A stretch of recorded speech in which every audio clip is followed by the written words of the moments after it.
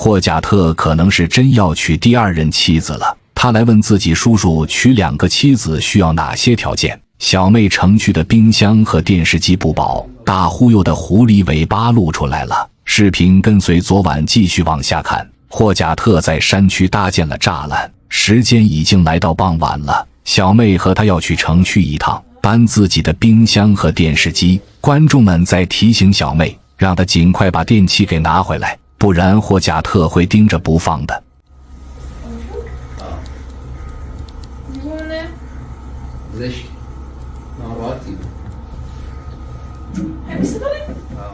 小妹问他自己可以去吗？大忽悠回答不行，他去找叔叔是有事情的。另外，叔叔上次帮霍贾特介绍了司机修路，前几天要钱的工人先是找了霍贾特叔叔，然后才来山区找了他们。不过这件事已经解决了，2个月后大忽悠会把钱给清。小妹听说霍贾特不让自己去，她告诉对方自己就偏要一起去。前天霍贾特就一个人去了城区，还把自己丢在了山区。小妹想要看看大忽悠在城里去找叔叔，到底是要商量什么事情。大忽悠给网友们跳了一段舞，还邀请大家一起跳。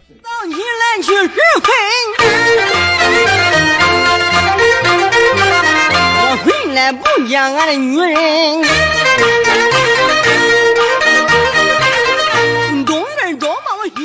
这段舞蹈必须要加快速度，不然看不出其中的灵魂所在。霍贾特这个人有的时候蛮好玩的，看他跳舞的样子非常骚气，比法尔赞都要跳得好。以后霍贾特不上班了，回村子里都能担任广场舞的大队长。小妹看到后都忍不住地笑了。2人现在要出门去往城区，法尔赞要跟他一起去叔叔家里。外面的天已经黑下来了，小侄子也在这边的，他明天好像不上学，可以跟着法尔赞去城里待1天，然后明天早上再搬那边的电器回山区。法尔赞在穿鞋的时候，家里的小狗们也跑了过来，不过小妹会把它们关在山上看护鸡群。昨天的鸡舍也搭建好，不必再担心鸡群会被吃掉。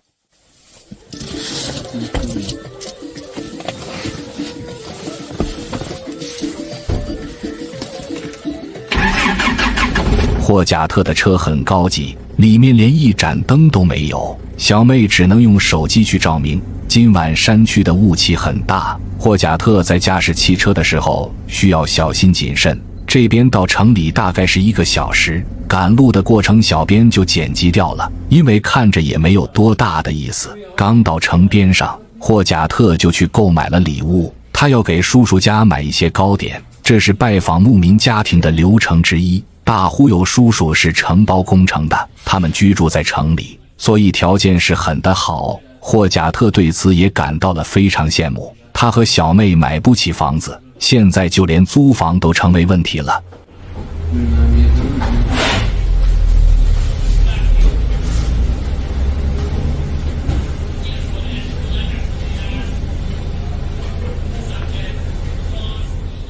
网友们说大忽悠很抠门，每次去婆婆家拜访的时候，好像没有看到她买过什么东西。小编本来是想帮助她解释一下原因的，不过还真是跟网友们说的一样，大忽悠确实没有购买多少礼物，通常只会购买1只鸡过去，有的时候还会买一些水果，只是数量不多罢了。婆婆家也不差这些礼物，小妹能够过得好，就是他们最大的期盼了。这次大忽悠来看叔叔，他貌似也是没有买多少礼物的。2夫妻敲开了大铁门，叔叔家的房屋是真大，比小妹之前租的房子都要大很多，院子也很宽敞。他们一家6口住在这边，3个孩子外加3个大人，妻子一共有2个。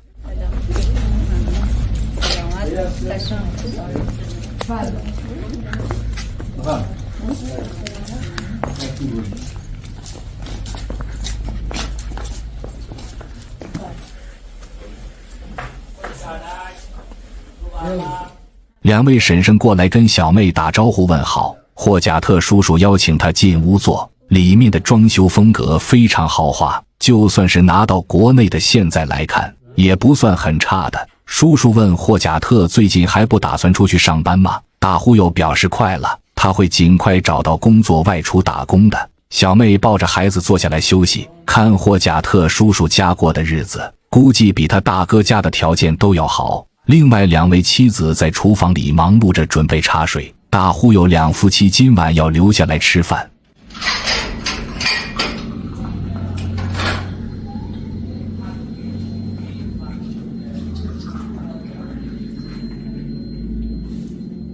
之前说当地有娶2任妻子的，可能大家觉得很少见到，实际上还真的是有很多的。婶婶把茶水泡好了，端过来放在地上让大忽悠享用。小妹有些尴尬，她还真不知道叔叔家有2个妻子，可大忽悠是很明白的，他来这边的目的就是询问叔叔娶第2个妻子需要什么条件，另外再了解一下生活中会不会遇到争执。小妹笑着问霍贾特，我们应该怎么称呼对方？霍贾特回答，叔叔家一共2位妻子，所以都需要称呼阿姨，当地没有婶婶一说，不管是舅舅的老婆还是叔叔的老婆，都是统一喊的阿姨。也有可能当地有自己的语言，只是他们不知道如何翻译成中文。